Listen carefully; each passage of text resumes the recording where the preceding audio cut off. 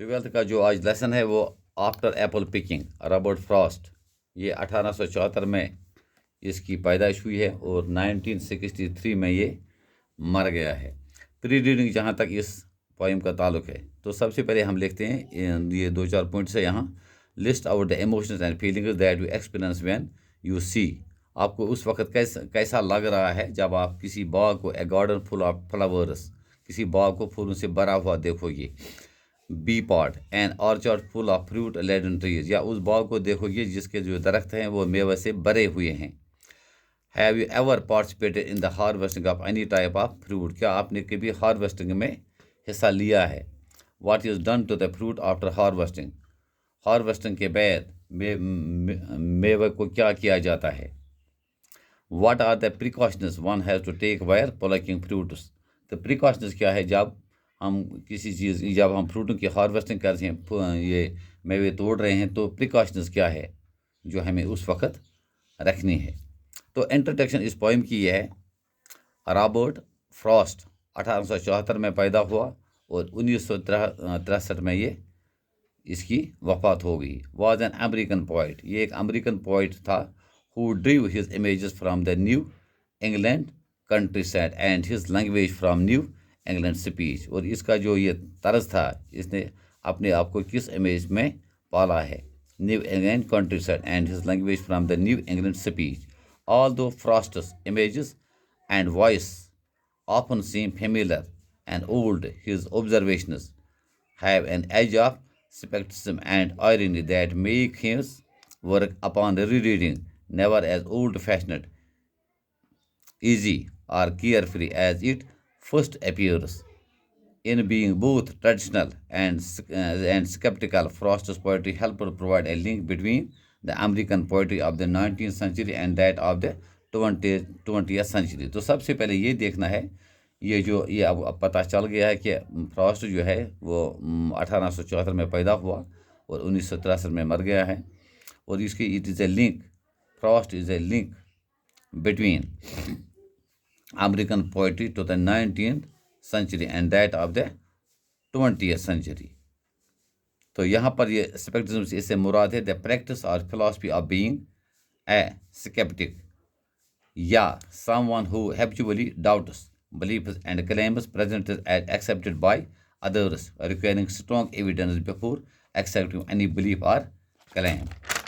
तो अब जहाँ तक इस पोइम का ताल्लुक है,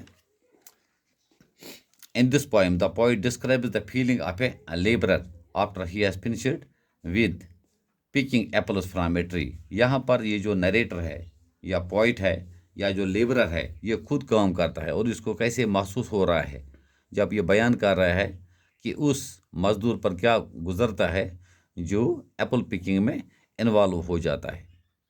the poem is narrated in the words of the labourer himself. ये जो पोएम नरेट हुई है ये खुद लिखने वाले ने, बयान करने वाले ने बयान किया है।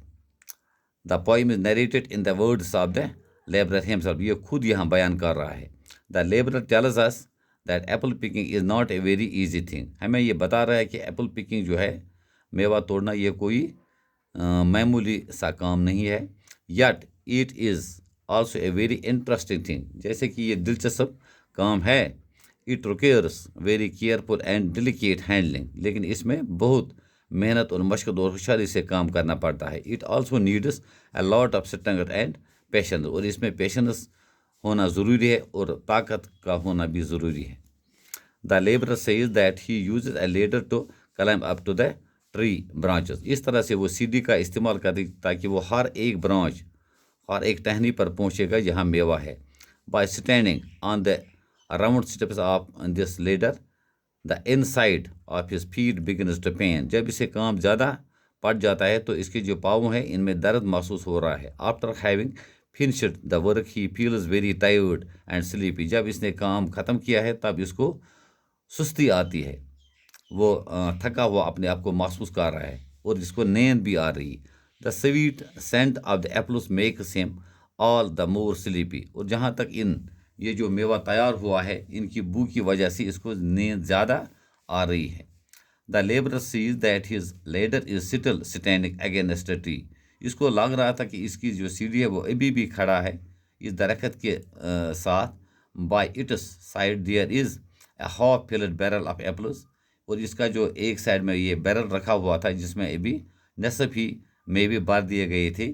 The tree does not have any apples now. لیکن اب اس درخت پر کوئی میوہ نہیں ہے ایکسیپٹ فار جسٹ 1 or 2. صرف 1-2 جو رہ گئے ہیں last per.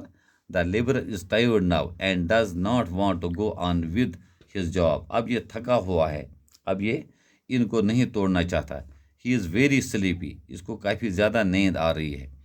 In his sleep too he sees apples of very big size. جب اس کو نیند آ گئی تو وہ نیند میں بھی یہ خواب دیکھ رہا کہ وہ ان ایپلز کو دیکھ رہا تھا جو کافی بڑے سائز کے ہیں. He also hears the rumbling sound of the apples in the barrels when they are carried in. تو اس کو یہ آواز بھی سنائی دیتی تھی جب کوئی میوہ کسی بیرل میں ڈال دیتا تھا. اس کی جو آواز نکالتی تھی یہ سن رہا ہے. The labourer thinks that he must have picked many thousands of the fruit. اس کو لگ رہا تھا کہ میں نے کافی زیادہ میوہ توڑ دیا ہے. He has touched them very loving. اس نے بہت اچھے انداز سے اس کو ٹچ کیا تھا. He has been very careful about the way he has put the apples in the barrel. اس نے کافی احتیاط کیا تھا جب اس نے بیرل میں یہ میوے ڈال دیے تھے. He has to avoid hurting the fruit اور لیفٹنگ اٹ فال ڈاؤن. اور اس کا بھی احتیاط رکھنا پڑتا تھا کہ کہیں کوئی میوہ گر نہ جائے, کیونکہ اگر کوئی میوہ زخمی ہو گیا تو وہ پھر کام میں نہیں لایا جا سکتا. If this happens then the fruit will be of no value at all. اگر کوئی میوہ گر جاتا ہے تو اس کی قیمت جو وہ گھٹ جاتا ہے. It will then be used to make juices and jam. یہ صرف ہمیں جوس بنانے یا جیم بنانے میں کام آتے ہیں. دا پوئٹ از سو سلیپی. اس کو اب اتنی نیند آ چکی تھی. He thinks that perhaps it is like to long sleep of the woodchuck or the groundhog. They sleep through the long winter months. اب اس نے اپنی نیند کو کس کے ساتھ تشبیہ کی ہے؟ ووڈ چک یا گراؤنڈ ہاگ, جو کافی دیر تک کافی مہینوں تک سو جاتے ہیں ونٹر کے مہینوں سے. یہاں پر جو ووڈ چک ہے اٹ مینز, یہاں پر 1-2 ریفرنس ہے اس کے. A heavy set short legged rodent of the squirrel family with brownish fur streaked with grey, native to North America. یہ شمالی امریکہ کی ایک گلہری فیملی سے تعلق رکھتی ہے. Groundhog a red brown marmot native to North America. The word chucks sleep. This is the closing metaphor of the poem.